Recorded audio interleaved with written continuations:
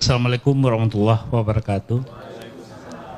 Yang kami tanyakan tentang kesucian pertama dalam keadaan berwudu. Mungkin selama ini kita di ASN untuk masalah kesucian hadas kecil mau berwudu, kan kita pakai celana dari pagi bahkan bisa sampai sore maghrib. Kadang-kadang kita tempat berwudu kita di WC yang rasanya untuk baca doa saja kita mungkin tidak mungkin mau masuk ke WC atau di luar atau bagaimana. Ini juga menjadi permasalahan setelah kita pikir-pikir ibadah kita selama ini. Termasuk juga dalam pelaksanaan ibadah haji, kita sudah beberapa tahun yang lalu. Yang jadi persoalan kita adalah satu ibadah wajib, mungkin ada kesucian kita itu yang terganggu karena faktor usia juga mungkin Ustadz. Kalau laki-laki umpamanya ada tetesan di celananya, dia juga ikut sholat, padahal kita nggak sempat. Bagaimana menukar celana dalam keadaan-keadaan seperti itu? Mungkin bagi kami mungkin menghisap diri lah begitu Ustadz, melihat apakah ibadah kita selama ini sudah cukup atau masih jauh sebenarnya dari kekurangan. Itu yang pertama Ustadz. Kemudian yang kedua masalah hak waris Ustadz. Kita punya beberapa orang anak. Ada faktor-faktor tertentu yang mungkin dalam agama kita sudah tahu apa pembagian segala macamnya. Apakah boleh kita sebelum meninggal memberikan hibah kepada anak karena dia membutuhkan? Kemudian bagaimana hitungannya setelah kita meninggal? Mungkin itu aja Ustaz. Terima kasih. Assalamualaikum warahmatullahi wabarakatuh. Waalaikumsalam warahmatullahi wabarakatuh. Kalau air kencing menetes ke ujung celana, menetesnya ke ujung celana, maka mesti disiram dengan air. Siram dia dengan air. Siram memang betul-betul basah sampai air kencing itu hilang, dia turun. Tapi kalau terpercik sebesar ujung rambut, sebesar ujung jarum, itu namanya hadas ma'fu anhu. Ma'fu anhu itu termaafkan. Ambo berjalan dari rumah ke Siko, lewat dua parit, parit satu, parit dua. Parit itu kan ada air kencing, datang lalat, datang hinggap ke celanamu. Kaki lalat itu kan ada memijak kencing. Itu namanya ma'fu anhu, termaafkan. Tapi kalau dia tersiram, maka kita siram dengan air. Tersiram sampai ke ateh, pakai kain. Maka kalau laki-laki ragu, da'ma yaribuka ila ma la yaribuka, tinggalkan sesuatu yang meragukanmu kepada sesuatu yang tak meragukanmu, yaitu siapkan bawa kain. Saya tengok ada orang bawa motor, dibukanya jok, punya ada kain. Itu di Limbo Panjang sebelah kanan sebelum UIN ada masjid, ambil tengok supir kol diesel berhenti, rupanya di bawah ada kain, bawa kain, takut dia najis. Laki-laki yang kena penyakit sulusul baul, sulusu rantai, baul kencing, sulusul baul kencing menetes macam rantai tak putus karena faktor usia.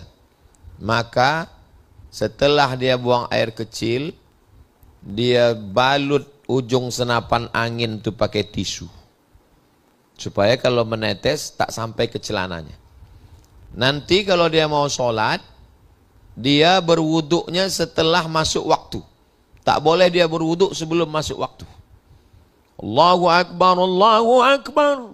Nah, dia masuk ke toilet, dia bersihkan, dia kencing. Setelah habis kencing, dia balut balik, baru dia sholat. Menetes saat sedang sholat itu ma'fu anhu, termaafkan. Khusus bagi yang kena sulusul baul. Perempuan tak kena sulusul baul, tapi mirip macam laki-laki, namanya istihadah. Kapan perempuan kena istihadah? Lewat haid 15 hari. Karena batas maksimal 15 hari. Hari yang ke-16 dia tetap wajib sholat. Tapi berwuduknya setelah masuk waktu. Tak boleh sebelum. Sekarang dia berwuduk, tak boleh. Nanti setelah azan. Allahu Akbar, Allahu Akbar. Nah, baru dia masuk ke toilet. Dia bersihkan semua. Dia pakai maaf cakap pembalut. Sholat dia. Menetes sedang sholat tu ma'fu anhu. Dua khusus terkait perempuan istihadah, laki-laki namanya sulusul baul. Mirip kasusnya, mirip penanganannya secara fikih. Yang ketiga, yang berikutnya tentang masalah mengasihi anak. Ya Rasulullah, anakku ku kasih ini. Kata Nabi, yang lain kasih? Tidak. Nabi berkata, fattaqullaha wa'adilu baina auladikum. Takutlah kamu kepada Allah, bersikap adillah ke anak-anak kamu. Kalau kita tak adil ke anak kita, nanti cucu kita putus silaturahim. Ayah waang di sekolah kan dulu dek datuk sampai S3. Ayah kami S cendol pun tak dapat. Itu maka kami susah putus silaturahim cucu awak dek awak. Tapi dalam beberapa kasus boleh kita lebihkan anak. Misal anak nang pertama S3, anak nang kedua S2. Rencana dulu rupanya anak 2. Tiba-tiba lahir anak SD. Awak lah tua umur 60. Awak khawatir beko kalau awak mati anak kau SD padusi surang. Sementara kau abangnya lah sekolah banyak, dapat banyak, bekonya susah. Aku kumpulkan. Waang abangnya lah S3, waang lah S2. Kau adik kan surangnya masih SD kau. Ambo hibah kan kayaknya ruko tu untuknya. Kau suruh hibahnya. Ragu papa jo kami kok kan baik-baik adik kami. Waang indah, tapi bini waang kau lain nampaknya. Ayo pak, memang kami kau takut ke bini kami. Itu mah kau baginya kau. Baik kan hibah. Bedanya sama wasiat. Kalau wasiat awak buat tapi belum pindah tangan, mati awak baru pindah tangan. Bahayanya sebelum awak mati disobek suratnya. Batal. Kalau hibah langsung ke BPN, alih nama, aman awak waktu mati. Jadi secara umum tak boleh melebihkan satu anak dengan yang lain, khawatir mereka menimbulkan fitnah. Tapi dalam kasus-kasus tertentu boleh, tapi jangan diam-diam nanti juga akan menimbulkan fitnah. Kami tak ada dikasih tahu, itu bohong. Ada patang waktu di ruang ICU-nya berbisik, tanah untuk waang. Tak bisa dibawa ke pengadilan, baca kak juga orang tu.